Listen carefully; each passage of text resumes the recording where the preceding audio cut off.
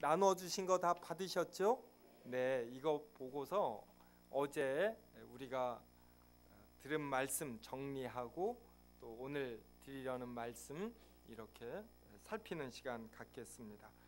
어제 우리가 무엇을 아는 것, 이러한 것은 간단한 일이 아니라 하나님의 은혜이고 하나님의 능력으로 인한 것이다, 이러한 것을 살펴보았습니다. 그래서 믿음, 인식의 내적 원리 했습니다. 그리고 1번이 무엇을 알고 느끼고 인식한다라는 것은 신비하고 초월적인 일이다, 이걸 살펴봤습니다. 이것을 살펴보기 위해서 먼저 동물의 인식 능력을 살펴보았는데, 우리는 어제 진돗개의 예를 통해서 무엇을 가리키는 방향을 보는 것, 그리고 TV를 보고 이해하는 것, 그리고 일부 일처와 순결의 개념이 있는 것, 이것이 얼마나 놀라운 일인가를 살펴봤습니다. 지금 나열한 것들은 동물들에게는 허락된 것이 아니고 사람에게만 허락된 것입니다. 그래서 동물의 인식 능력은 사람에 비하여 매우 떨어진다. 이에 비해서 사람은 인식 능력이 매우 뛰어난데 그렇다고 해서 완전한 것은 아닙니다. 그것을 먼저 주의력 착각에서 살펴보았는데, 크리스토퍼 차브리스 교수와 데니얼 사이먼스 교수가 공동으로 1999년에 실험한 내용이다. 여대생 6명이 3명씩 두 팀으로 나뉘어 하얀 옷과 검은 옷을 입고서 같은 팀끼리 농구공을 주고받는 장면을 동영상으로 찍었다. 그래서 하얀 옷을 입은 여대생 3명이 농구공을 몇 번 주고받는지 횟수를 헤아려 보라는 이러한 동영상을 사람들이 보았을 때에 이 횟수에 빠져서 고릴라 복장을 한 사람이 와서 가슴을 2번 치고 가는 것을 50%의 비율로 보지 못한다라는 것을 살펴보았습니다. 그래서 사람은 자신이 주의력을 기울이는 이 부분은 잘 합니다. 그런데 주의를 기울이지 않는 부분은 잘 못하는 것이에요. 요사이 인터넷을 검색을 할 때 즐겨찾기가 있습니다. 그러면 이 즐겨찾기로 대부분의 사람들은 시간을 보내요. 그리고 이 즐겨찾기 항목이 몇 년이 지나도 잘 바뀌지 않습니다. 또 자신들의 취미도 그렇죠. 그래서 이만큼은 얻지만 또 그렇지 않는 만큼 또 우리가 잃는 것입니다. 그래서 우리는 종종 자기를 살펴볼 필요가 있어요. 나는 무엇에 주의를 기울이고 있는가? 시간과 돈, 이러한 것, 그리고 관심, 이러한 것을 어디에 기울이고 있고, 그래서 더 좋은 것을 놓치지는 않나, 이러한 것을 살펴볼 필요가 있습니다. 그 다음에 기억력 착각인데, 기억의 내용과 실제 사이에 존재하는 차이를 의미한다. 인디애나 대학의 농구 선수 닐 리드는 농구 연습 중에 바비 나이트 감독이 자신의 목을 움켜쥐는 5초 동안 숨도 쉴 수 없었고 놀란 사람들이 자기와 감독을 떼어놓았다고 진술을 하였다. 그래서 닐 리드는 객관적인 사실을 기억한 것이 아니라 자신의 어떤 욕구, 생각, 느낌에 따라서 낮에 벌어진 일을 왜곡하여 기억을 했습니다.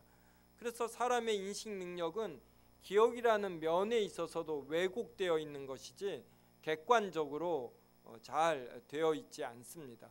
그래서 우리는 내가 예전에 무엇을 보았다라는 것, 그리고 특히 무엇을 느꼈다라고 하는 것, 이것은 매우 주관적인 것이고, 그래서 틀릴 수 있음을 알아야지 됩니다. 그래서 모든 사람은 과장하는 경향이 있고 왜곡하는 경향이 있습니다. 자신의 과거의 느낌, 이걸 절대 믿으면 안 돼요. 생각보다 사람들은 굉장히 왜곡해서 기억하고 있습니다. 그래서 이런 주의력 착각, 기억력 착각, 이러한 것 등을 통해서 사람의 인식은 완벽하지 않음을 살펴보았습니다. 그래서 하나님께서 사람에게 믿음을 주신 것입니다. 사람에게 믿음이 있을 때에 바로 이 믿음을 통해서 그동안 보이지 않던 것, 생각지 못했던 것, 이러한 것을 인식할 수 있는 것입니다. 그래서 믿음에 대한 정의가 이렇게 됩니다. 외적 증거나 논리적 증명에 의존하지 않고 즉각적이고 직접적인 통찰력에 의존하는 명확한 지식이다. 개에게 무엇을 어느 방향을 가리켰는데 이 방향을 보도록 어떻게 설명을 하겠습니까? 그냥 이렇게 가리켰을 때 이 가리키는 방향을 직접적이고 즉각적인 통찰로서 이것을 알아야지 돼요. 또 거룩이나 순결이나 일부 일처나 정직이나 이러한 것들의 개념도 어떻게 말로 설명할 수 있는 것이 아닙니다. 그래서 직접적이고 즉각적인 통찰이 얼마나 중요한지 몰라요. 그래서 이 세상의 모든 문제가 결국에는 사람의 죄로 인한 것이다. 이것을 어떻게 설득시키겠습니까? 사람은 잘 설득되지 않는 존재예요. 사람은 합리적인 존재가 아니라 합리화하는 존재입니다. 자신이 이렇게 생각하는 것을 이것이 옳다라고 합리화하는 존재이지 어떤 객관적인 증거에 따라서 합리적으로 생각하는 존재가 잘 못 됩니다. 그래서 사람이 예수 그리스도를 믿는 것, 이것은 이적인 것이고 하나님의 은혜로만 되는 것이고 하나님의 능력으로만 되는 것입니다.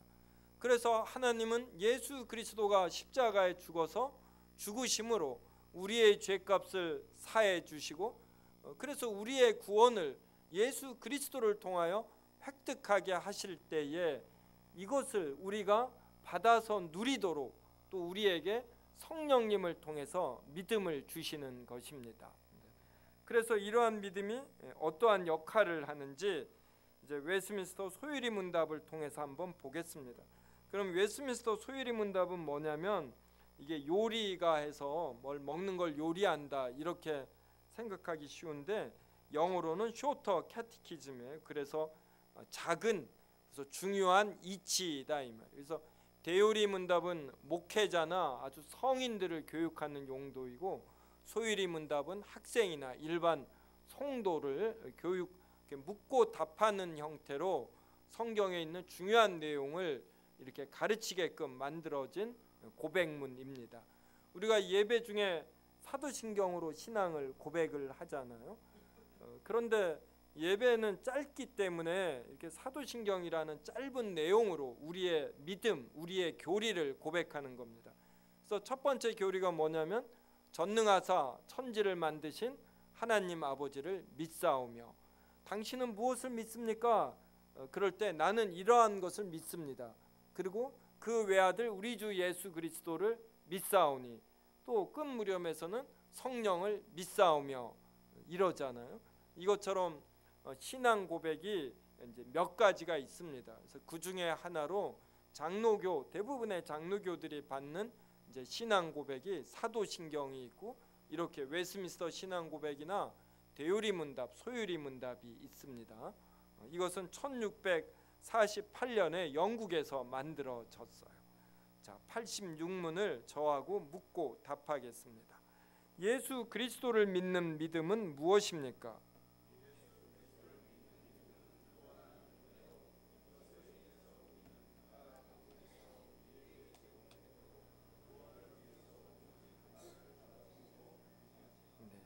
그래서 이 믿음은 하나님이 우리에게 주시는 것이고, 그래서 이 믿음을 가지고 우리는 직접적이고 즉각적인 통찰이 생겨서 구원을 위해서 오직 예수 그리스도만을 받아들이고 이제 의지하게 되는 것입니다.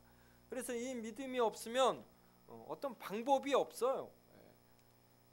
아무리 자기 자식이고 심지어는 자기 배우자, 또 가족들 보십시오. 아무리 복음을 전해도 믿음이 없으면 이 말이 귓가에서 그냥 맴돕니다. 확실하게 똑 떨어지게 받아들이지 않는 것이. 그래서 이것은 우리가 읽은 것처럼 구원하는 은혜입니다. 은혜는 하나님이 우리에게 주시는 것이지 어떤 우리의 힘으로 할 수 있는 바가 아니에요. 그래서 믿음은 하나님께서 우리에게 선물로 주시는 것이고, 그럼 이 믿음이 우리에게 있으면 이 믿음을 가지고 예수 그리스도를 이렇게 받아들이고 붙들게 된다, 이러한 내용입니다. 그래서 이제 페이지를 넘겨서 성경을 통한 믿음의 이해, 전부 어제 한 내용입니다. 히브리서 11장 1절부터 3절 저와 한 절씩 읽겠습니다. 믿음은 바라는 것들의 실상이요 보이지 않는 것들의 증거니. 같이 읽습니다. 믿음으로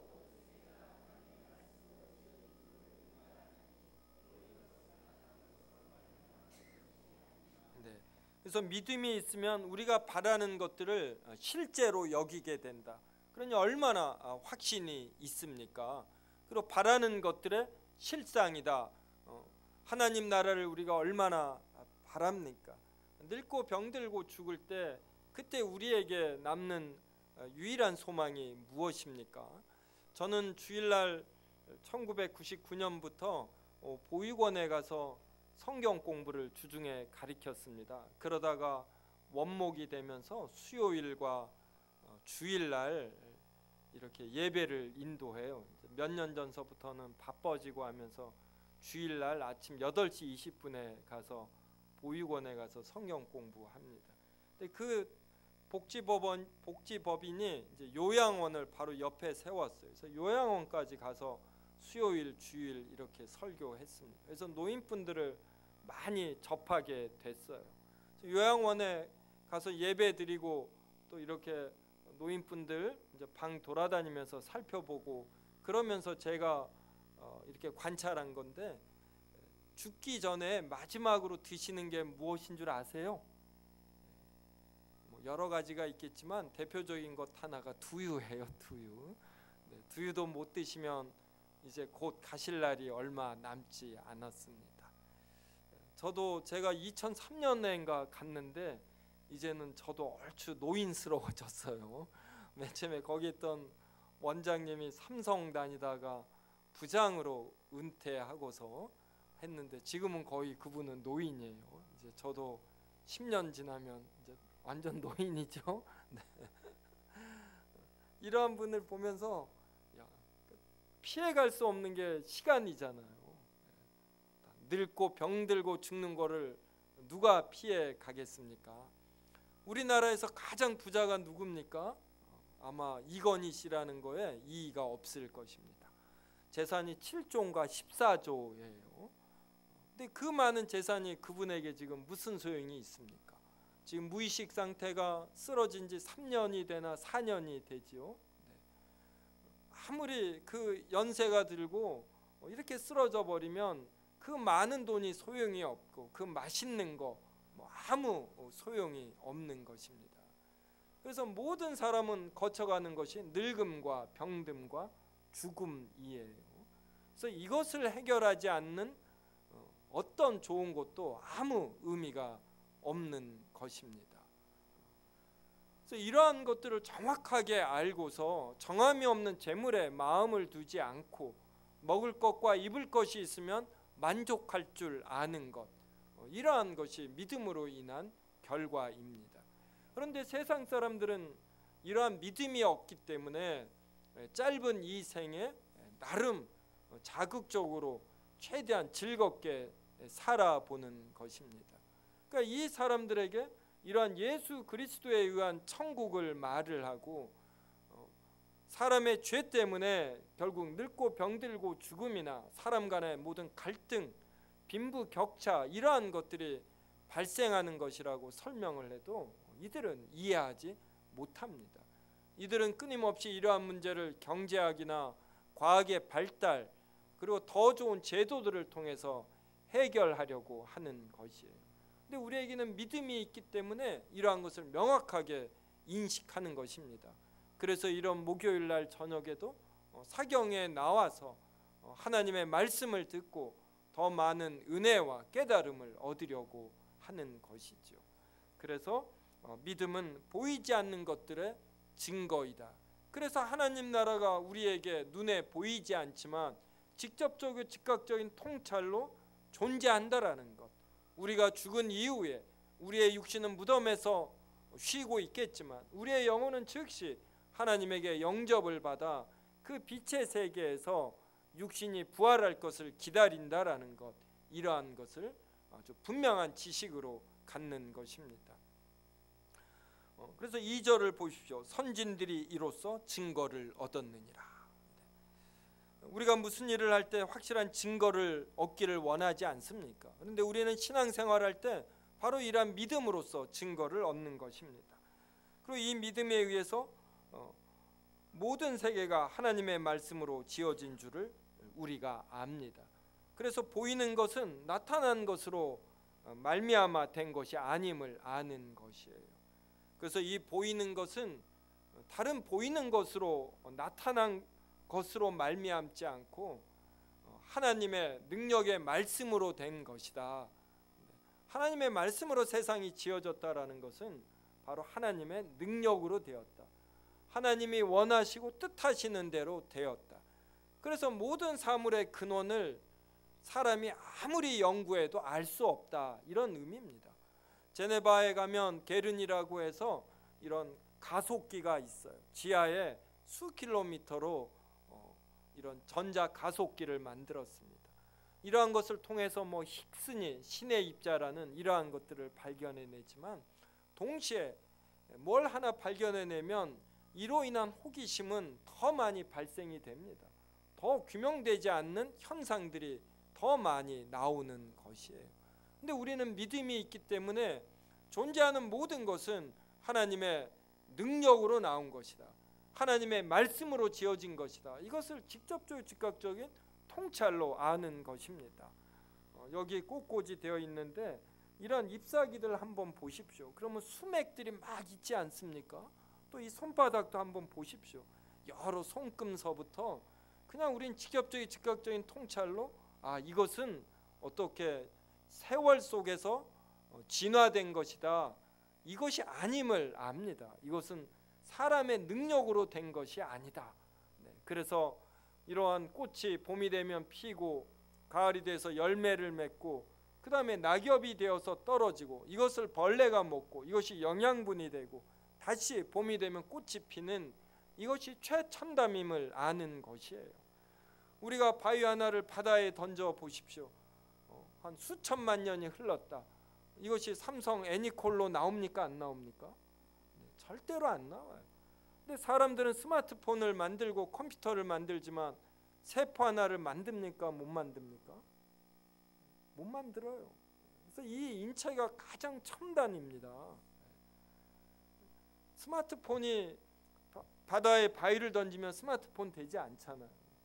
이 세포는 더 어려운 것이에요. 사람이 과학으로 만들 수 없는 정말 최첨단입니다. 낙엽 하나가 과학의 결정체인 것이에요. 우리는 믿음이 있기 때문에 직접적이고 즉각적인 통찰로 이러한 것을 아는 것입니다. 그래서 진화론이냐 창조론이냐 이것은 과학의 증거의 문제가 아니라 직접적이고 즉각적인 통찰의 문제인 것이에요. 즉 믿음의 문제인 것입니다. 그 다음에 히브리서 11장 7절 같이 읽겠습니다. 믿음으로 노아는 아직 보이지 않는 일에 경고하심을 받아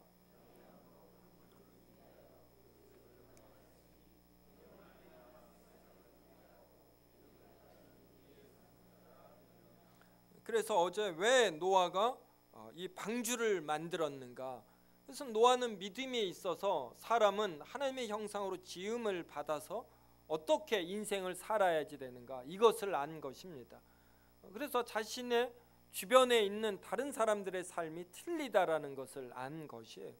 그래서 하나님이 방주를 만들라고 했을 때 그곳에서 하나님의 이러한 복음을 받아들인 자들이 구별되어 보존되고 그래서 그 이후에 새로운 삶을 사는 것, 이러한 것을 믿음으로 확실하게 알면서 방주를 만든 것입니다. 이 방주는 몇 년의 작업으로 만들어지는 큰 역사였습니다. 자신의 모든 물질과 시간을 바친 것이고 그때 얼마나 왕따를 당했겠습니까? 또 미친 자라는 이러한 손가락질을 당했지요. 그럼에도 그는 믿음이 있기 때문에 어떠한 삶이 올바른 삶인가 분명한 인식이 있는 것입니다. 그래서 이러한 삶을 산 것이에요. 이러한 식으로 히브리서 11장을 살펴보면은 믿음이 있으면 어떠한 삶을 사는가 이 예들이 전부 다 나옵니다. 그 다음에 디귿 보겠습니다. 에베소서 2장 8절과 9절을 저와 한 절씩 읽겠습니다.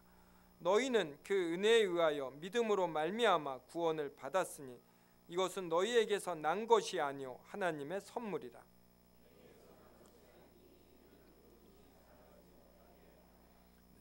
자, 성도 여러분은 이 에베소서 2장 8절과 9절을 보면서 우리의 구원은 은혜라고 생각합니까? 아니면 믿음이라고 생각합니까? 굉장히 애매한 질문을 하지요. 네, 이게 생각처럼 쉽지 않지요. 네, 제가 손을 들어보라 이런 거 하지 않겠습니다. 서로 쑥스러우니까. 네, 여기에 대한 정확한 답은 은혜예요. 은혜. 네. 그래서 우리가 구원을 받는 건 하나님의 은혜로 구원을 받습니다. 그런데 이 하나님이 우리에게 은혜를 주시는데 은혜로 십자가에 죽으신 예수 그리스도의 대속의 값, 이것을 우리가 받게 하잖아요. 그런데 이것을 우리가 모르면은 이것을 거부합니다. 그래서 이것을 우리가 알고 받도록 하나님이 우리에게 무엇을 주시죠? 네, 믿음을 주셔요. 그래서 우리가 하나님의 은혜에 의하여 믿음으로 말미암아 구원을 받는 것입니다. 그래서 에베소서 2장 1절은 뭐라고 되어 있냐면 너희는 허물과 죄로 죽은 자들이라 그래요. 그러한 너희를 살린 건 하나님의 은혜다 이럽니다. 그래서 에베소서 2장 1절부터 9절 그 이유도 그렇고 믿음에 대해서는 언급이 없어요. 계속해서 하나님의 은혜에 대해서만 언급을 하는 것입니다. 그래서 에베소서 2장 8절에서 말하는 이 구원은 무엇으로 말미암은 것, 무엇에 의한 것이냐면 은혜에 의한 것이에요. 근데 이 은혜가 우리에게 믿음을 통해서 구원으로 주어지는 것입니다. 제가 문제를 하나 내겠습니다. 공동 묘지가 있어요. 그러니까 얼마나 많은 무덤들이 있겠습니까? 그래서 이 무덤에 있는 시체들에게 하나님이 어느 날 나타나셔서 이 소나무를 하나 가리키면서 여기까지 빨리 뛰어오는 백등 안에 드는 시체에게는 부활을 주겠다 그랬어요. 자, 하나님이 이렇게 말하니까 어떤 현상이 발생했을까요? 이거는 답하셔도 돼요. 제가 선물도 드릴 수 있습니다. 마침 분에게. 네. 최 장로님 굉장히 안타까워하셔요. 이 답을 알았어야 되는데 아무 일도 일어나지 않았어요. 왜 그랬을까요? 네, 시체라.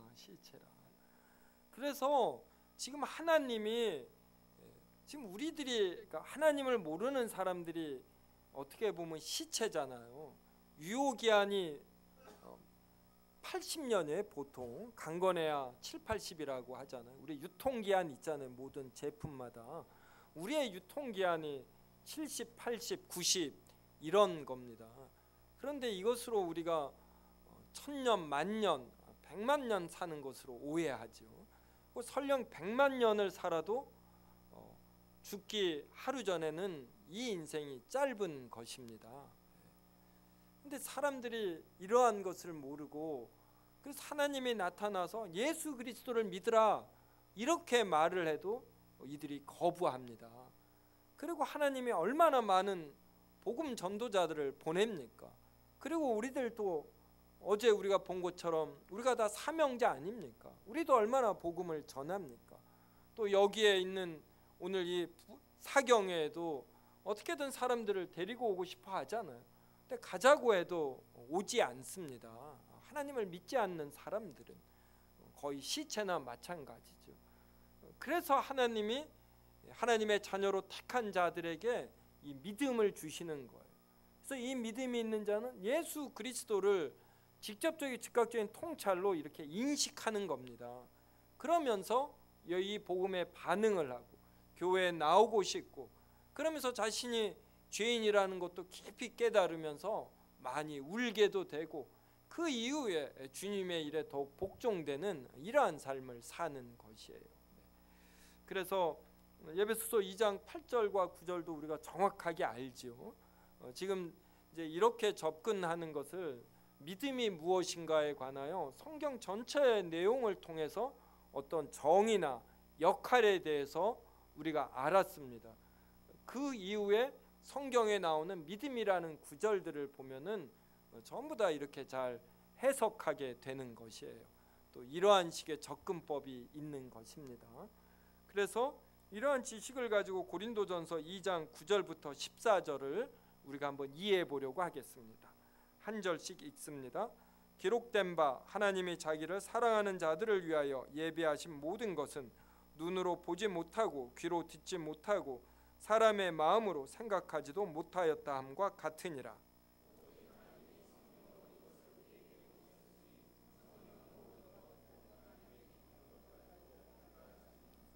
먼저 9절을 보면은 하나님이 자기를 사랑하는 자들을 위하여 예비하신 것이 있어요. 이게 하나님 나라잖아요. 예수 그리스도의 십자가의 죽음을 통해서 우리를 위해서 영원한 하나님 나라를 준비했습니다. 근데 이러한 것은 눈으로 보지 못하고 귀로 듣지 못하고 사람의 마음으로 생각하지도 못하였다. 아무리 들려줘도 이것을 못 듣는 것이에요. 자기의 주의가 다른 데 쏠려 있기 때문에. 나는 뭐 장사하러 간다, 나는 소를 샀으니 소를 보러 간다, 이러한 식으로 잔치에 아무리 초대해도 오지 않는 것입니다. 근데 하나님이 성령으로 이것을 우리에게 보이셨어요. 그래서 성령이 임하는 자에게는 믿음이 생기는 것입니다.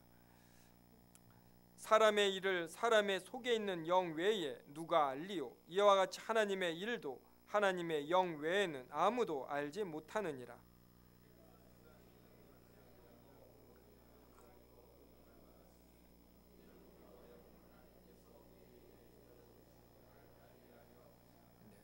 하나님께서 우리에게 은혜로 주신 것들, 이게 얼마나 많습니까? 근데 믿음이 없는 자들은 이런 것을 전부 다 차버려요. 그리고 교회를 우습게 알고 비난하고 핍박하고 그러죠. 근데 우리는 믿음이 있으니까 하나님께서 우리에게 은혜로 주신 것들의 가치를 알고 두 손으로 꼭 붙드는 것입니다. 우리가 이것을 말하거니와 사람의 지혜가 가르친 말로 아니하고 오직 성령께서 가르치신 것으로 하니 영적인 일은 영적인 것으로 분별하느니라.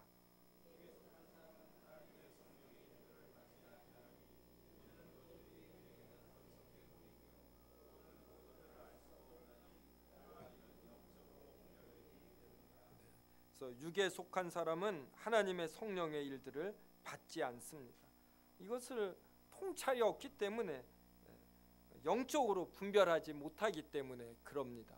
그래서 우리가 주변에 전도할 때 이것을 거부하는 사람들, 어떤 그들의 무지와 강팍함과 고집으로 이렇게 거부하고 오히려 우리를 힐난할 때 또 이러한 것이 자연스러운 일인 줄 알고, 그들이 믿음이 없어서 그러한 줄 알고 우리가 오래 참으면서 그들을 긍휼히 여기며 또 하나님의 때를 기다려야 합니다. 자, 이러한 면에서 그리스도인은 일반 사람들은 이성, 감성, 의지 이러한 것을 가지고 판단하고 행동을 합니다. 우리 그리스도인은 여기에 무엇을 하나 더 더하냐면 믿음이에요. 그래서 우리는 최종적인 판단 도구가 무엇이냐면 믿음이다. 그래서 이러한 면에서 믿음이 인식의 내적 원리가 됩니다. 그러면 외적 원리는 무엇이냐? 이건 성경입니다. 그래서 법률은 판단의 최종 근거가 될 수 없다. 2007년 10월에 박모 씨는 자신의 아내인 옥모 씨를 2006년 5월부터 파페라 가수 정모 씨와 간통한 혐의로 고소했습니다. 2008년 1월에 검찰은 옥 씨를 간통 혐의로 불구속 기소했습니다. 그러자 2008년 1월 30일에 옥 씨는 간통죄는 성적 자기 결정권을 침해한다, 개인의 성생활에 국가가 개입하는 것은 적절하지 않다며 헌법재판소에 형법 241조의 간통죄에 대한 위헌심판 제청을 재판부에 신청했습니다. 여기서 박모 씨는 누굽니까? 모르셔요? 그럼 옥모 씨는 누굽니까? 네, 옥소리 씨죠. 네. 옥모 씨는 이러한 행위를 해서 이렇게 동일교회 봄 사경회에서 이름이 언급이 돼요. 참 그래요. 이 밑에는 제가 읽지 않고 그냥 설명드리겠습니다. 이렇게 옥소리 씨가 자신이 남자와 간통을 했으면 이걸 부끄러워해야지 되잖아요. 근데 지금 시대가 얼마나 자기 주장, 생각 그 다음에 욕구, 느낌 이러한 것에 충실한 시대냐면 성적 자기결정권 이것을 헌법이 말을 한다. 그런데 헌법 밑에 있는 법률이 간통죄로 이러한 것을 벌 주는 것은 헌법에 어긋난다. 그래서 이러한 신청을 한 것입니다. 그래서 헌법재판소에 9명이 모여서 회의를 했어요. 박근혜 전 대통령을 탄핵하듯이 이 바쁜 헌법재판관들이 옥소리씨 때문에 이게 또 회의를 몇 달 동안 한 겁니다. 근데 그때 5명이 위헌이다 이렇게 판결을 했어요. 놀랍지요. 지금 시대가 이렇게 됐습니다. 그런데 헌법에 어긋난다는 걸 할 때는 최소한 6명이 되어야지 됩니다. 그래서 간통죄가 존재하게 됐어요. 그런데 몇 년 후에 사법고시에 합격한 이제 남녀가 이제 사법고시 합격하면은 사법연수원에서 교육을 2년간 받습니다. 근데 그때 유부남 유부녀가 이렇게 눈이 맞았어요. 그래서 이 사법연수원에서 쫓겨났습니다. 그러니까 이들이 가진 법 지식을 가지고 간통죄는 헌법에 위배된다. 그래서 다시 위헌 재청 신청을 한 겁니다. 그래서 헌법재판소가 다시 모였습니다. 그때는 6명이 넘어서 그때부터 간통죄가 없어진 것이에요. 그래서 이러한 법률 그리고 학문까지도 이러한 것은 전부 다 사람의 경험에 의한 것입니다. 그래서 시대에 따라서 성의 가치, 개념, 느낌 이러한 것도 틀려지는 것입니다. 그래서 지금은 간통을 해도 형법으로는 벌을 안 받고 이제 민법으로만 해결이 되는 것입니다. 근데 세상 사람은 이렇게 해도 우리 그리스도인들은 무엇을 최종 근거로 하죠? 성경의 성경. 그래서 우리는 성경에 출애굽기 20장과 신명기 5장 등에 나오는 10계명의 제7번째 계명이 간음하지 말라입니다. 그래서 우리는 법률은 어떠하든지 간에 우리는 간음하지 않으려고 하고, 또 성경이 말하는 간음은 마음속에 음욕을 품는 것, 이것도 이미 간음한 것이 됩니다. 그래서 우리는 마음으로도 이렇게 보다 더 거룩하려고 노력을 하지요. 이렇게 한다고 해서 항상 되는 건 아닙니다. 대표적인 것이 다윗이에요. 다윗과 같은 가정 파괴범이 없습니다. 그는 부하들이 전부 다 전장에 나갔는데 지붕 옥상 위를 거닐다가 여자가 목욕하는 걸 봤어요. 그래서 이 여자를 불러들여서 간음을 했습니다. 이 여자가 또 임신을 했어요. 그러자 남편을 전쟁에서 불려왔습니다. 근데 이 남편이 눈치도 없이 이 자기 아내에게 밤에 들어가 잠을 안 자요. 자기 동료들은 전부 전쟁에 있는데 내가 어찌 잠을 자겠느냐. 그래서 그 다음날 다윗이 술을 먹였습니다. 근데 술을 먹고도 잠을 안 잤어요. 그래서 그 다음날 편지를 씁니다. 이 편지를 갖고 가는 우리아를 맹렬한 전쟁터에 보내 죽여라. 그리고 이 편지를 이 우리아에게 보냅니다. 그래서 이 편지를 전쟁터에서 받은 요압 장군이 우리아를 맹렬한 전쟁터에 보내는데 한 명만 보내면 들키니까 몇 명을 같이 보냈어요. 그리고 죽임을 당했습니다. 그때부터 다윗 왕이 요압에게 약점을 잡혀요. 그래서 성경에 보면은 다윗이 죽을 때 하도 요압에게 많이 당해서 요압으로 하여금 편안히 무덤에 들어가지 말게 하라. 이렇게 유언을 남깁니다. 그리고 이러한 죄 때문에 하나님이 다윗을 얼마나 큰 벌을 줍니까? 그런데 다윗의 위대한 점은 무엇이냐면 이것을 나단 선지자를 통하여 하나님이 알려줬을 때 이걸 깨끗이 인정했다라는 것이. 그리고 이러한 다윗을 성경이 뭐라고 합니까? 이스라엘 왕들 중에서 가장 정직한 왕이다. 그러니까 다른 왕들은 얼마나 더 큰 죄를 진 거예요. 그러니까 겉으로 다윗은 아주 화끈하게 간음하고 한번 살인 교사죄 범하고, 다른 때에서는 아주 잘 산 거예요. 그러니까 우리도 다윗만큼만 살면 정말 잘 사는 겁니다. 그러니까 사람들이 우리가 요새 미투 운동을 보면서 알잖아요. 사람이 얼마나 별 수 없는 존재인가, 안으로들 얼마나 골마 있고 알게 모르게 짓는 죄들이 얼마나 많은가. 근데 우리 그리스도인은 이걸 아는 거예요. 그래서 하나님으로서 사람이 되신 예수 그리스도께서 우리의 죄값을 지고 죽어야만 우리가 이것에 근거해서 의로워진다, 이것을 아는 존재입니다. 그리고 이렇게 거룩한 자들만 하나님의 나라에 들어갈 수 있다, 이것을 아는 존재예요. 그래서 우리도 자주 죄를 범하고 그러지만 우리는 이것을 하나님 앞에 부끄러워하면서 회개하고 또 죄를 안 지으려고 또 힘차게 전진하고, 그래도 또 어김없이 죄를 짓고, 하지만 또 예수 그리스도의 피에 의거해서 아주 진지하게 회개하고 이제 이러한 존재인 것이죠. 근데 세상 사람들은 이런 죄의 개념, 이러한 것들이 믿음이 없어서 우리 그리스도인들처럼 없습니다. 그리고 자신들의 소견에 옳은 대로 하는 것이에요. 이에 비해서 우리 그리스도인은 항상 믿음을 가지고 그리고 성경에 근거해서 판단하는 자이다. 이것을 어제 살펴봤습니다. 그 다음에 이제 넘기겠습니다. 4쪽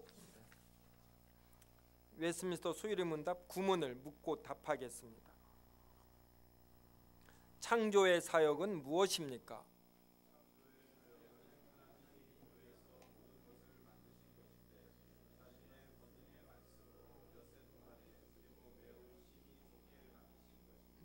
창조는 하나님의 무에서 모든 것을 만드신 것이다. 자신의 권능의 말씀으로 엿새 동안에 매우 힘이 좋게 만드셨다. 이게 창조입니다. 사람이 하는 모든 일들은 이미 만들어져 있는 원료를 가지고 더 가치를 부여하는 이러한 행위입니다. 오직 하나님만이 아무것도 없는 데서 모든 것을 만드신 것이에요. 그런데 하나님은 이것을 만드실 때 매우 힘이 좋게 만드셨습니다.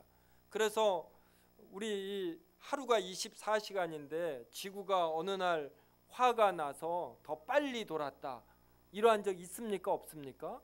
네, 없어요. 계속해서 끊임없이 일정한 속도로 돕니다. 요사이는 팽이가 이렇게 작아서 손으로 돌리는데 돌리면은 처음에 팽이 말 그대로 팽하고 돕니다. 근데 얼마 시간이 지나면 다시 멈춰 버려요.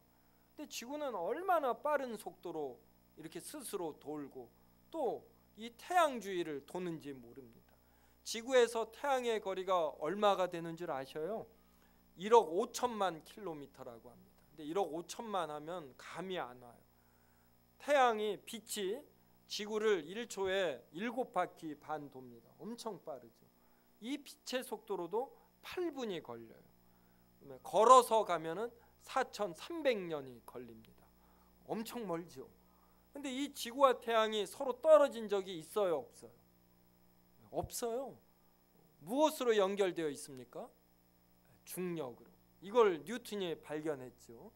사과나무 밑에 있는데 어느 날 깨달았어요. 모든 것들이 위에서 아래로 떨어지는 거예요. 왜 그럴까? 이것은 무슨 힘이 있는 거다.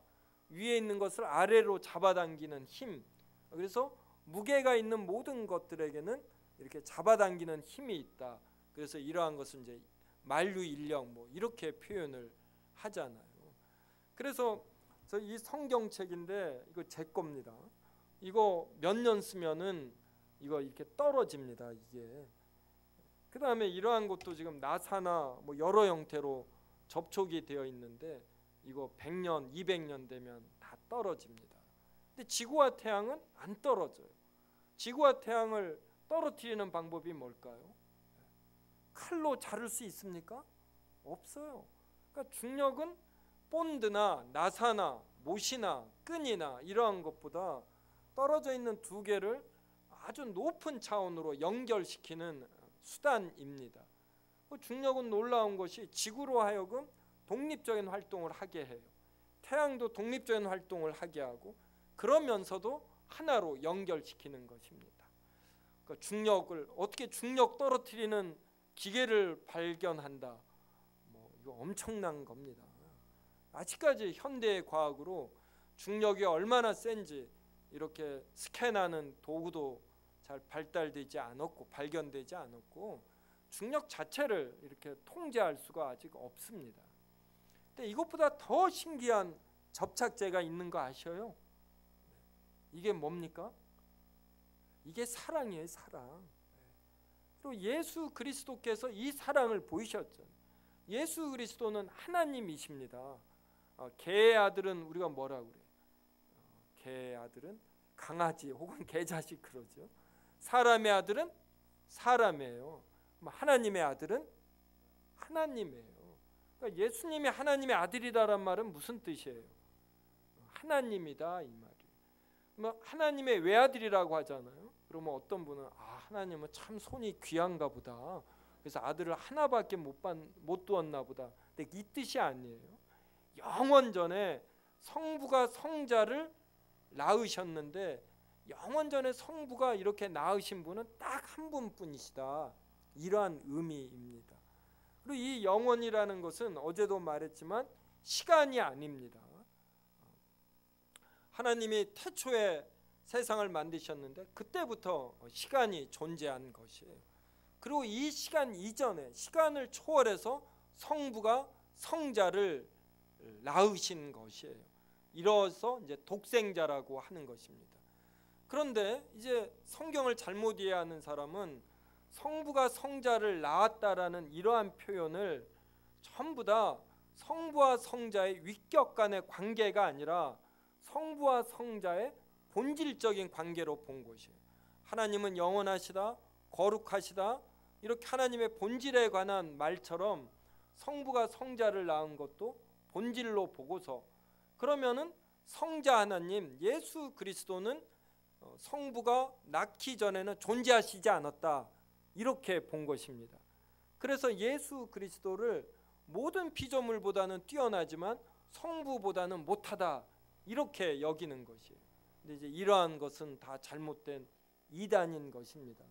그래서 성부가 성자를 낳았다라는 것은 영원 전에 시간을 떠나서 낳으신 것이에요. 그러니까 하나님이십니다. 근데 이 하나님이 이 유한한 세계에 갇힌 것이에요. 사람이 된다라는 건. 이렇게 하실 이유가 아무것도 없는 것입니다. 하나님은 이 세상을 만드신 이유도 없는 것이에요. 한번 생각해 보시죠. 내가 왜 존재하는가? 이런 존재하는 모든 것들이 왜 존재하는가? 그래서 성경은 이러한 것들에 관하여 진리적으로 답을 해 주는 것이에요. 그래서 이 진리 속에서 우리가 먼저 이러한 안정을 찾아야지 되는 것입니다. 그 이후에 어떠한 감동적인 은혜, 이러한 것들이 따라오는 것이지 어떤 단순히 값싼 감정, 어떤 감동, 이러한 것에 흐르면 이게 오래 못 가는 것이에요. 그래서 하나님으로서 사람이 되신 예수 그리스도가 십자가에 죽으셨어요. 그래서 이 우리의 죄를 대신 지불하신 이 죄값 때문에 우리가 의로워지는 것이고, 그래서 성부가, 예수님이 그러잖아요. 내가 아버지 안에, 아버지가 내 안에 있는 것처럼 그들도 우리 안에 있게 해 달라고. 그래서 성부가 성자 안에, 성자가 성부 안에 있는 것처럼 바로 예수 그리스도의 십자가의 대속 때문에 우리가 하나님 안에, 하나님이 우리 안에 있는 것입니다. 이것이 이 땅에서는 부부관계로 표현이 돼요. 전 자식이 5이 있지만 부모와 자식 간의 이 관계가 아무리 깊어도 넘지 못하는 게 부부간의 관계입니다. 이 하나됨, 육체적으로도 하나됨, 서로가 서로 안에 있게 되는 것이잖아요. 이 큰 기쁨을 부부에게 하나님이 보여주신 것이에요. 그래서 그리스도인은 부부 생활을 잘 해야지 됩니다. 상대방이 틀렸다라는 것을 증명하는 것으로는 부족해요. 이 사람을 자기가 높다고 생각하면 자기 수준으로 끌어들여서 서로가 높은 수준으로 올라가는 것. 하나님이 우리의 부족함을 얼마나 오래 참으십니까? 그래서 하나님의 이러한 사랑을 우리가 알면 우리도 다른 사람에 대하여 오래 참으면서 사랑할 수 있는 것이에요. 그래서 사랑은 고린도전서 13장 보면 첫 번째로 나오는 게 뭡니까? 오래 참고의 사랑. 얼마나 사랑하는 게 힘들면 오래 참고 이러겠습니까? 오래 참지 않고 사랑하는 건 자기의 값싼 감정의 표현입니다. 술 한잔하면 너그러워지는 이런 값싼 감정이에요. 근데 참된 사랑은 정말 오래 참는 것입니다. 몇 년, 수십 년 이렇게 참아내서 어떤 결과물을 보는 것이죠. 이렇게 예수 그리스도가 죽으심으로 우리가 하나님 안에, 하나님이 우리 안에 성령으로 우리가 하나가 되는 것입니다. 예수 그리스도의 피를 통하여 성령 안에서 서로 하나가 연합되게 하시는 것, 이 놀라운 일을 하나님이 해 주시는 것이죠. 그래서 이러한 모든 것을 우리는 믿음으로 아는 것이에요. 그래서 저는 어제 말씀드린 것처럼 이렇게 하나님을 떠나 있던 10년 동안에 이 영적 이 공간이라고 하나요? 이 허무감, 이것을 여기가 뻥 뚫려 있었어요. 이것을 27의 예수 그리스도를 알며 이게 채워졌습니다. 그리고 오늘 나누어 드린 이러한 내용들을 진리적 접근해서 알게 되면서 이제 정서적 안정을 보았어요. 세계관과 가치관이 안정이 되니까 또 영적 공간이 채워지는 것과 이렇게 진리적인 면에서 정서적으로 안정되는 것, 이것은 또 별개의 것입니다. 근데 이런 내용들을 알면서 여러 일들을 잘 해석할 수 있게 되면서 안정이 되었습니다. 자, 그 다음에 10번을 보겠습니다. 하나님은 사람을 어떻게 창조하셨습니까?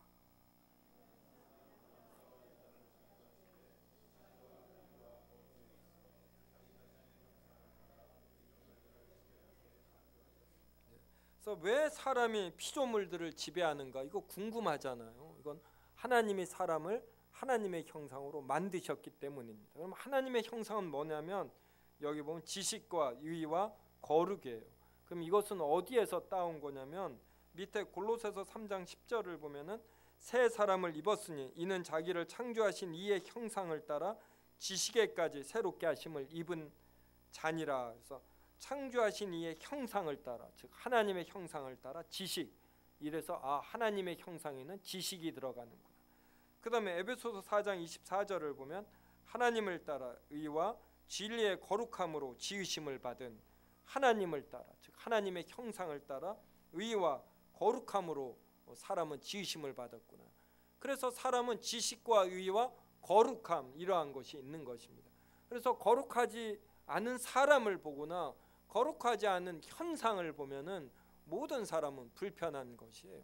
그리고 거룩한 사람을 보면은 무언가 존중하고 싶고 또 칭송하고 인정하고 싶고 이러는 것입니다. 이러한 하나님의 형상이 있기 때문에 여기 보니까 참 멋있어요. 여기도 소리가 더 잘 튀어나오게 이렇게 뾰족하게 인테리어를 하고, 이거 뭐 대강 해놓고 예배 드려도 되잖아요. 근데 사람들은 하나님의 형상으로 지음을 받아서 이렇게 인테리어가 잘 되어 있을 때 어떤 편안함이 있는 것입니다. 이 음향도 소리가 적절할 때 기분이 좋고 이러는 것이에요. 오케스트라 운영을 위해서 엄청난 돈을 투자하는 것, 이것이 사람인 것이고, 어떤 양보의 미덕을 알고 자신도 이러한 삶을 살려고 하고 이런 걸 사는 사람을 우리는 존중하게 되고 이러는 것입니다. 자, 여기까지가 이제 창조예요. 근데 하나님은 창조하신 이후에 아무 일도 안 하고 계시느냐? 이게 아닙니다. 하나님은 창조하신 것이 계속해서 잘 유지되도록 모든 것을 붙들고 계셔요. 당연히 그러셔야지 되겠죠. 제가 오늘 카니발을 몰고 왔습니다. 한 2년 반 전에 샀는데 그랜드 올 뉴 카니발인가 그래요. 문도 자동으로 열리고 얼마나 좋은 그랜드 카니발인지 모릅니다. 그 전에는 트라제를 몰고 다녔습니다. 무려 14년을 몰고 다녔어요. 현대가 차를 얼마나 잘 만드는지 고장이 나질 않습니다. 고장이 나야 교회에서 사주는데 그래서 새로이 사는데 14년이 걸렸어요. 현대도 차 하나 만드는데 이렇게 잘 만듭니다. 하나님은 얼마나 더 하시겠어요. 그리고 하나님은 만드신 것을 영원히 AS를 해주십니다. 그러니까 하자가 없게 만드시는 것이. 그래서 하나님은 창조하신 이후에 뒷짐지고 노시지 아니하고 모든 것을 그대로 다 붙드신다. 그 다음에 하나님이 이 세상을 만든 것은 우리 사람을 하나님의 형상으로 결정적으로 맨 마지막 날 최고의 걸작품이니까 맨 마지막 날 모든 환경이 만들어진 이후에 창조하셨습니다. 그리고 이 사람과 영원한 교제를 나누려고 하신 것이에요. 그런데 사람의 죄로 이게 깨졌습니다. 그래서 이것을 어떻게든 하나님이 이루시지 않습니까? 이렇게 통치해 가셔요. 그래서 섭리라는 것은 하나님이 만드신 것을 그대로 붙들고 하나님의 뜻대로 통치해 가는 것입니다. 그리고 창조할 때는 사람과 같은 인격체가 없었어요. 근데 창조했을 때는 우리와 같은 인격체가 있어서 우리로 하여금 자유롭게 다 행동하게 하면서도 하나님의 뜻을 이루어 가십니다.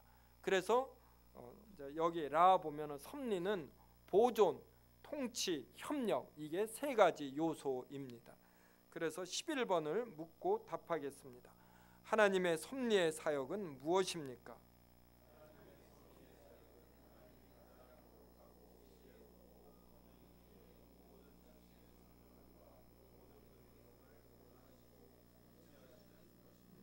그래서 하나님은 가장 거룩하고 지혜롭고 권능 있게 모든 자신의 창조물과 모든 그 행동을 보존하시고, 이 보존하시니 붙드시는 것이에요.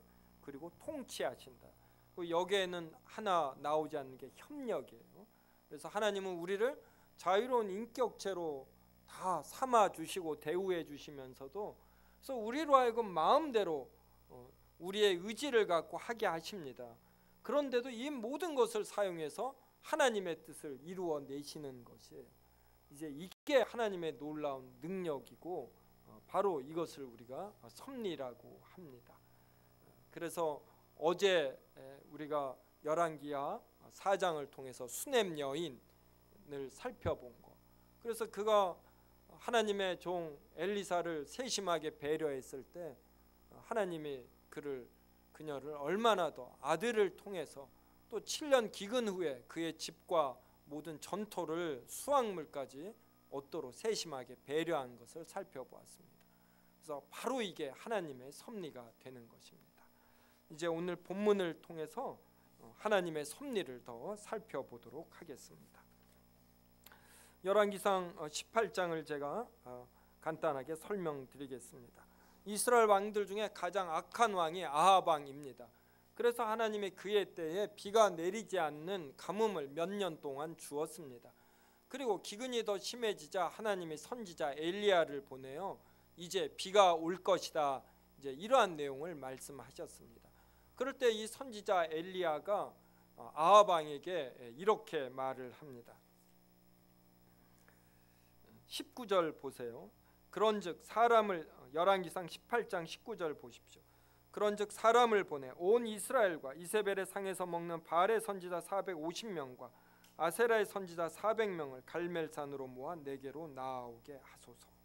근데 여기서 재미있는 것이 이세벨의 상에서 먹는 이에요. 선지자는 누구의 상에서 먹으면 안 됩니다. 하나님의 선지자는 하나님의 선지자예요. 선지자를 우리가 또 예언자라고 하는데, 이때 이 예자가 미리예가 아니라 마틀예입니다. 예자로는 저축예금과 일기예보, 그래서 일기예보라고 라는 단어에서 이 예는 미리예예요. 그래서 일기를 미리 이렇게 알려주는 걸 우리가 일기예보라고 합니다. 근데 저축예금은 은행에서 저축한 돈을 이렇게 돈을 맡아 있다. 이게 저축예금입니다. 그래서 예언자는 하나님의 말씀을 맡아서 그대로 전하는 자입니다. 근데 누구의 상에서 먹으면 어떻게 돼요? 이 사람을 위해서 일하게 되는 것입니다. 이러한 사람은 참된 선지자가 아닌 것이에요. 게오르기라고 루마니아에 있는 노벨 문학상을 받은 작가가 25시라는 작품을 썼습니다.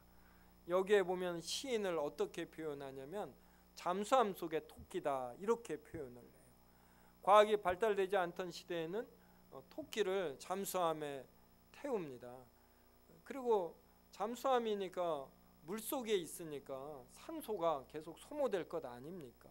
근데 이 토끼가 예민해서 산소가 적어지면 죽습니다. 그러면 그로부터 4시간인가 8시간 이후에는 이 잠수함이 떠올라서 물을 공기를 교체해 줘야만이 잠수함 속에 있는 사람이 삽니다. 그래서 게오르기는 이것을 인용하면서 문학가 시인은 잠수함 속의 토끼다 이렇게 표현을 했어요. 그래서 이 시대가 지금 어디로 흘러가는지 다른 사람들보다 먼저 파악하고 옳은 것을 위해서 의에 줄이고 목말라 하는 그러한 자가 되어야지 된다, 이러한 의미로 말을 한 것입니다. 그러면 시인보다 더 예민하고 시대를 아파하며 사는 존재는 바로 선지자, 예언자이고 또 신약 시대에서는 목사나 장로 이렇게 표현할 수 있을 것입니다. 근데 이러한 사람들이 누구의 상에서 먹으면 이제 그때서부터는 어용이 되는 것이에요. 우리가 어용 언론, 어용 학자, 어용 교수 이런 표현들 쓰지 않습니까? 그래서 우리가 만약에 하나님의 사명자다 그러면 우리는 누구의 상에서 내 이득을 위해서 일을 하면 안 됩니다. 먹을 것과 입을 것이 있으면 족한 줄로 알라. 성경은 이렇게 말을 하지 어떤 예수 그리스도의 능력을 이용해서 부자가 되라, 자신의 존재감을 높이라 이렇게 말하지 않습니다. 그래서 사탄이 우리에게서 빼앗고자 하는 것은 교회 성장 이런 게 아니에요. 교회를 성장하게 해도 여기에서 하나님의 말씀을 빼앗으면 사탄은 이기는 것입니다. 우리가 골방에 들어가 한국 기독교나 지금 한국 기독교인들의 모습, 또 교회의 모습을 한번 섬세하게 생각해 보십시오. 먹을 것과 입을 것이 있으면 족한 줄로 아는 것인지, 교회들이 또 잘못된 신앙인들이 무엇을 추구하는가, 어떤 집단 환각에 걸려서 무언가를 추구하는데 이거 분명히 잘못된 것이잖아요. 너무나 뻔한 상식적이고 이러한 것인데 이러한 감각을 이렇게 잃어가고 있는 것이에요. 지금 이세벨의 상에서 먹는 바알의 선지자들은 큰 세력을 유지하면서 자신들이 옳고 자신들이 지금 세력을 얻은 자라는 이러한 확신들이 있습니다. 이러한 자들을 향해서 엘리야가 영적 대결을 벌이는 거예요. 갈멜산에서 나무를 쌓아놓고 송아지 각을 띄워놓은 다음에 하늘에서 불이 내려오기를 간구하는 것입니다. 먼저 숫자가 많은 바알 선지자들로 하여금 불이 내려오기를 기도하라 이렇게 했습니다. 그러자 이들이 어떻게 기도를 하냐면은 26절에 한번 보세요. 18장 26절 저하고 한 절, 26절과 27절 한 절씩 읽겠습니다. 그들이 받은 송아지를 가져다가 잡고 아침부터 낮까지 바알의 이름을 불러 이르되 바알이여 우리에게 응답하소서 하나 아무 소리도 없고 아무 응답하는 자도 없으므로 그들이 그 쌓은 제단 주위에서 뛰놀더라.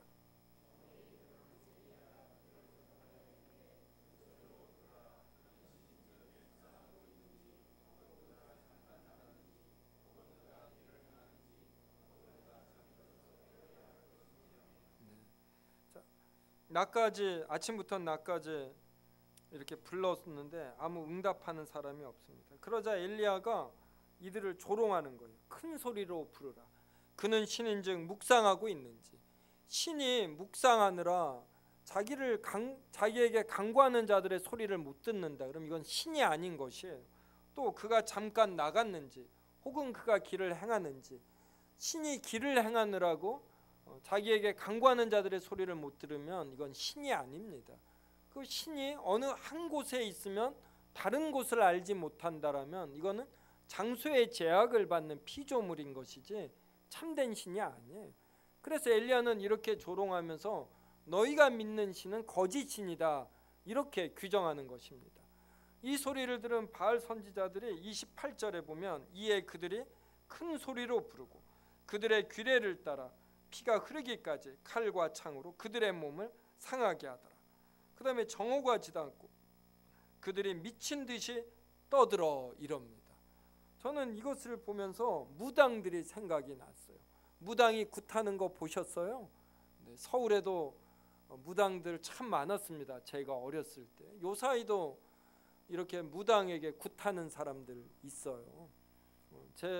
우리 교회가 서초동에 10년 동안 있다가 상도동으로 이사 갔는데, 서초동에서 아침에 새벽 기도 가는데 어떤 사람이 차를 새로이 샀나 봐요.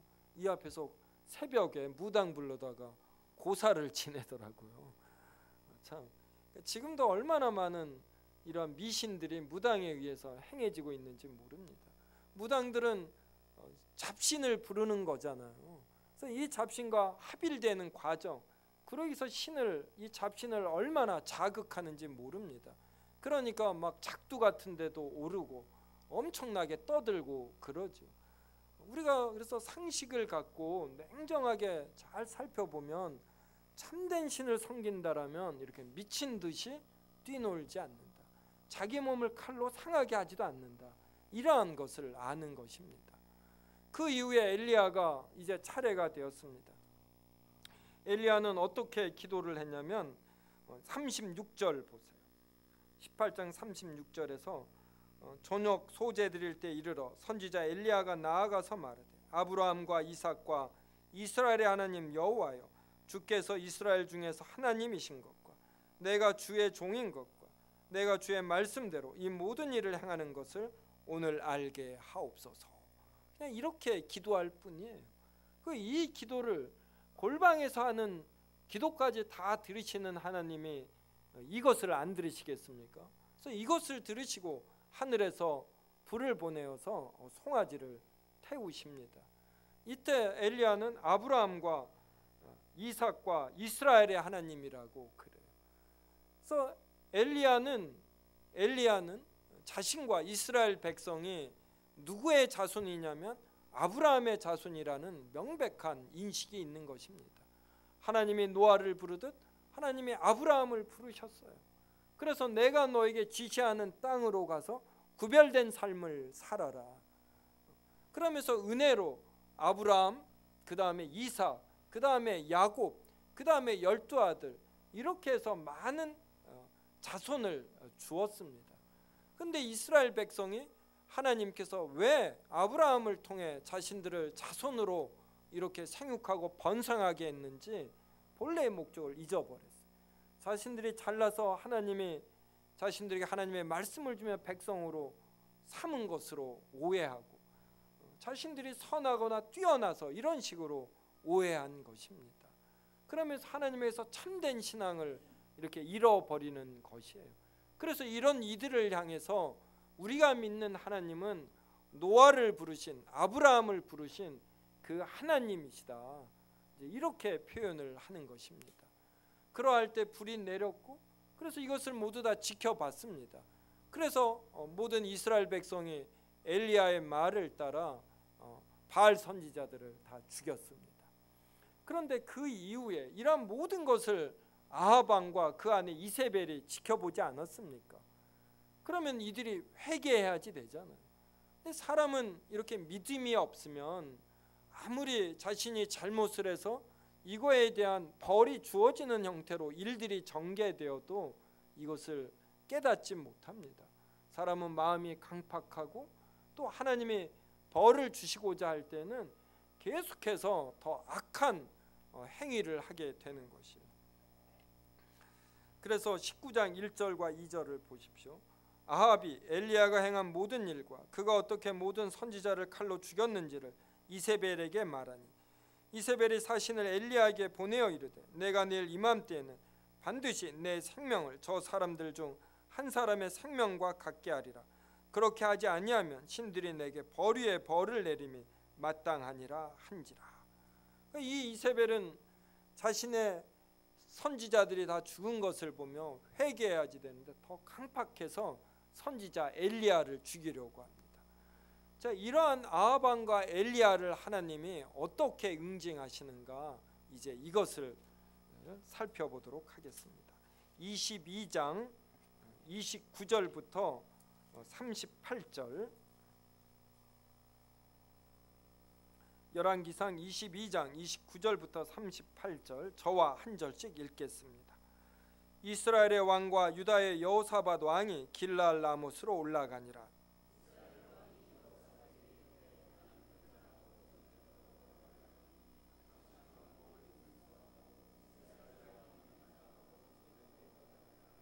아람 왕이 그의 병거의 지휘관 32명에게 명령하여 이르기를 너희는 작은 자나 큰 자와 더불어 싸우지 말고 오직 이스라엘 왕과 싸우라 한지라.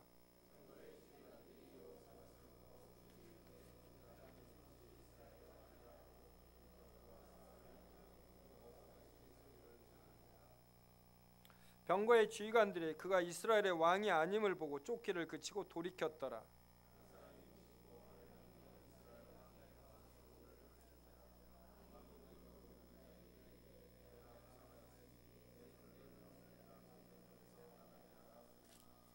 이날에 전쟁이 맹렬하였으므로 왕이 병거 가운데 붙들려 서서 아람 사람을 막다가 저녁에 이르러 죽었는데 상처에 피가 흘러 병거 바닥에 고였더라.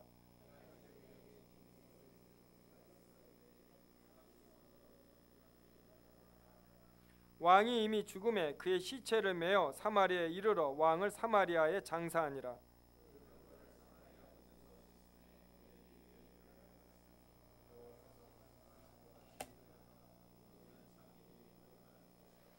이 내용을 제가 설명해 드리겠습니다. 이제 선지자 엘리야가 이렇게 바알 선지자들을 죽인 이후에 이제 몇 년이 흐른 것이에요. 그리고 이제 이 아합 왕이 남유다의 여호사밧 왕과 연합해서 이런 아람 국가의 길랄 라못이라는 땅을 이렇게 찾는 전쟁을 벌입니다. 이 전쟁을 아합 왕이 일으킨 것을 알고 아람 왕이 이 아합 왕 왕복을 입은 자를 너희들은 치라고 32명의 지휘관에게 말했어요. 그래서 전쟁이 벌어졌는데 이 아합 왕이 이러한 사실을 알고 일반 병사 옷으로 위장을 합니다. 그래서 왕복을 입은 자는 그러면 남유다의 여호사밧 왕밖에 없습니다. 그래서 아람의 병거장관 32명이 여호사밧 왕을 쫓았습니다. 그러자 여호사밧 왕이 나는 아합 왕이 아니다 이렇게 소리를 쳤어요. 그래서 32명의 지휘관이 쫓기를 그쳤습니다. 이런 걸 보면서 아합 왕은 자신의 계략대로 이렇게 진행되어 간다 이렇게 생각했습니다. 그런데 그때 누가 쐈는지도 모르는데 한 사람이 활을 쐈습니다.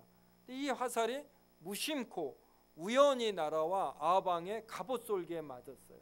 근데 치명상은 아닌데 이거 맞고서 피가 많이 흘렸습니다. 그러면은 치료를 하면 되는데 하도 전쟁이 맹렬해서 치료할 틈이 없었어요.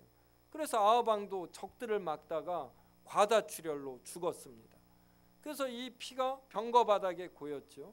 그래서 전쟁이 끝난 이후에 이 병거 바닥에 고인 피를 이제 사마리아 못에서 씻었습니다. 그랬더니 개들이 와서 핥는 것이에요. 이것에 대해서 38절에 보면 그 병거를 사마리아 못에서 씻음에 개들이 그의 피를 핥았으니 여호와께서 하신 말씀과 같이 되었더라 그래요. 그러니까 여호와께서 개들이 누구의 피를 핥은 곳에서 개들이 아합의 피를 핥을 것이다 라고 예언을 했습니다. 이 내용이 21장에 나와요. 아합 왕이 자기의 왕궁 근처에 나봇의 포도원이 있었는데 이게 너무나 탐이 나는 것입니다. 그래서 나봇에게 이 포도원을 달라, 내가 다른 더 좋은 곳으로 줄 수도 있다. 그런데 나봇이 하나님께서 왕에게 이 포도원 주기를 금하십니다 라는 한마디로 거부합니다. 왜냐하면 이스라엘 백성은 모두가 다 이 땅을 왕으로부터 받지 않고 하나님으로부터 받았어요. 여호수아가 가나안 땅을 정복할 때 먼저 제비를 뽑아서 지파별로 땅을 분배합니다. 그럼 땅을 분배받은 지파는 또 제비를 뽑아서 각 가정별로 분배를 하는 것이에요. 그래서 이스라엘 백성이라면 땅이 있고 이스라엘에서 땅이 있다라면 그건 이스라엘 백성이다 이런 말입니다. 그리고 땅을 사고 팔 수 있지만 50년, 희년이 되면은 원래의 주인에게로 이 땅이 돌아가야지 됩니다. 그래서 일개 백성이지만 나봇이 하나님께서 당신에게 이 포도원 주기를 금하신다라고 이렇게 말할 수 있고 거부할 수가 있어요. 그래서 아합 왕이 식음을 전폐하고 궁으로 돌아와 침대에 누웠습니다. 그러자 바알을 섬기는 그의 아내 이세벨이 이것을 보고 어이없어 하는 겁니다. 그래서 내가 포도원을 차지하게 해주겠다 이렇게 말하고서 아주 불량배 몇 명을 세워서 나봇이 하나님과 왕을 저주하였다라는 거짓 증언을 하게 합니다. 그리고 율법에 따라 그를 돌로 쳐 죽여요. 그리고 이 포도원을 아합 왕이 차지합니다. 그러자 하나님이 즉시 선지자를 보내어서 걔들이 나봇의 피를 핥은 곳에서 걔들이 내 피를 핥을 것이다 이렇게 저주하게 하십니다. 그리고 나서 몇 년의 세월이 흐른 것이에요. 그동안에 많은 사람들은 각자 자신의 뜻에 따라 자신의 소견대로 인생을 살아갑니다. 그런데 몇 년 이후에 하나님은 이 모든 것을 종합해서 하나님의 뜻대로 통치하시는 것이에요. 아까 섭리의 3요소가 보존, 통치, 협력이라고 했습니다. 이번 사경회 동안 이 세 가지만 외우셔도 돼요. 보존, 통치, 협력.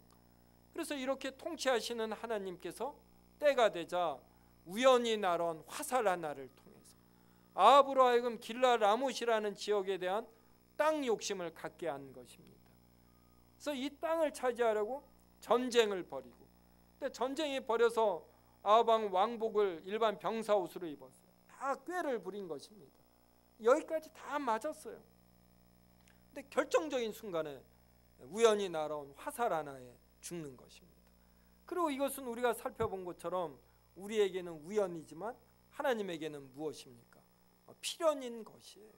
그래서 우리는 다시 이 열왕기상 22장을 봐서 34절 보십시오. 22장 34절. 한 사람이 무심코 활을 당겨 이스라엘 왕의 갑옷 솔기를 마친지라. 얼마나 무섭습니까? 그러니까 우리 그리스도인들은 믿음이 있어서 하나님의 이런 섭리를 아니까 나쁜 짓을 못하는 거예요. 나쁜 짓을 하면 번개와 천둥이 치면 어때요? 그냥 두려운 거예요. 차 몰고 가면서도 혹시 교통사고 나지 않아? 모르겠어요. 저는 좀 그럽니다. 좀 나쁜 짓 하면 나쁜 짓도 잘하지 않지만 또 저도 사람인지라 나쁜 짓 하지 않습니까? 그럼 무서워서 더 하나님께 회개하고. 근데 착한 짓을 하면 어떻게 돼?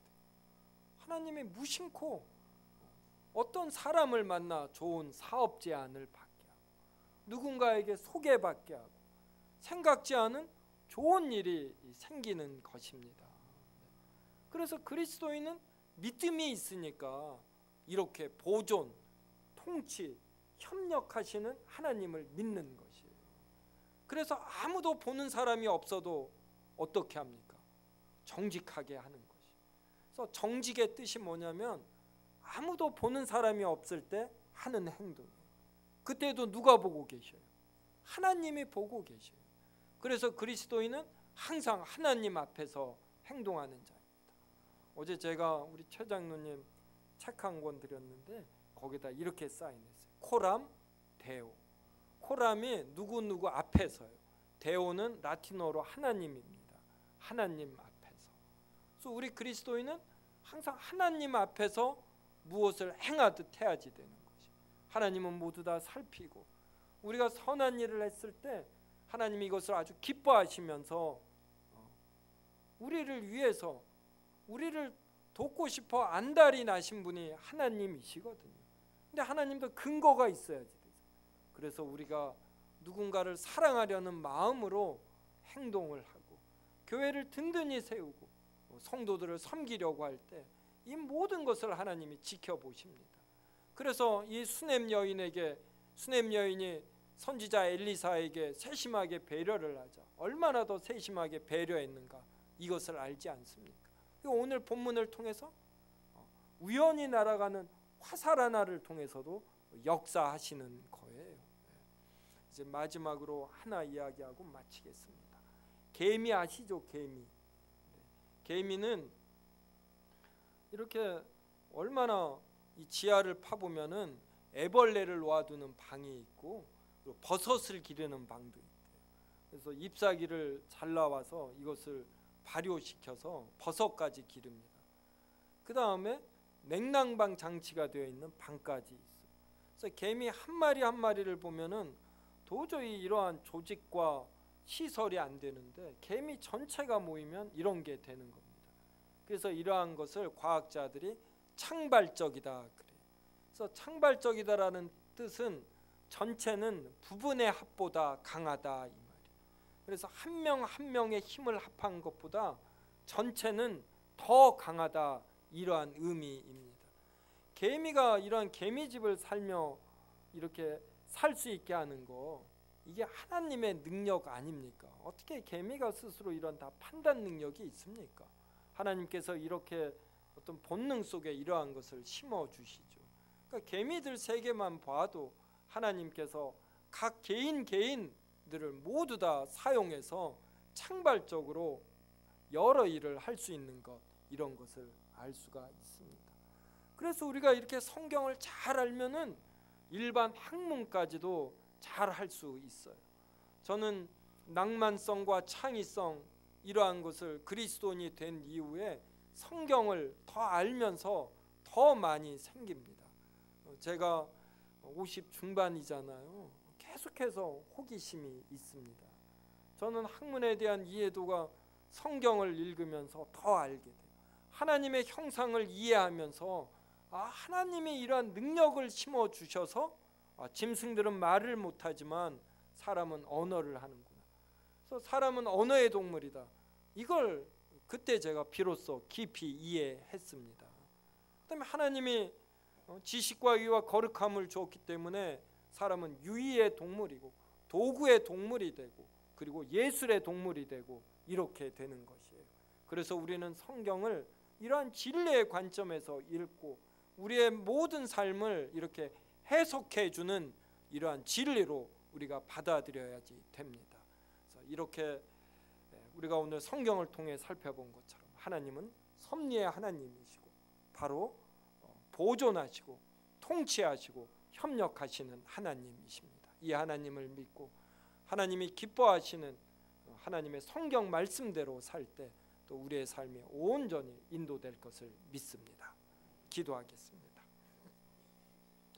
하나님 감사합니다. 오늘 둘째 날 사경에 인도해 주시니 얼마나 감사한지요. 또 하나님의 말씀을 통한 은혜 받음을 귀하게 알고 또 여러 자극적인 일 피하고 또 이 사경에 참여한 성도들 하나님 크게 축복하여 주시옵소서. 또 이 사경의 가치를 알고 감사언금한 분들 있사옵나이다. 성령 충만한 성회가 되게 하소서. 하나님의 은혜가 충만하게 하옵소서. 은혜 많이 받았습니다. 흡족히 주세요. 진리를 바로 깨달아 삶의 봉사로 섬김 희생 사랑으로 살아가게 하옵소서 라는 감사 제목을 낸 이들 하나님 기억하여 주셨고 이들로 하여금 오직 하나님만을 증인으로 삼고 더욱 진실한 삶을 살아가게 하옵시고 그러할 때 이분들에게 필요한 바들 하나님께서 풍성히 더하여 주시옵소서. 예수님의 이름으로 기도드리옵나이다. 아멘.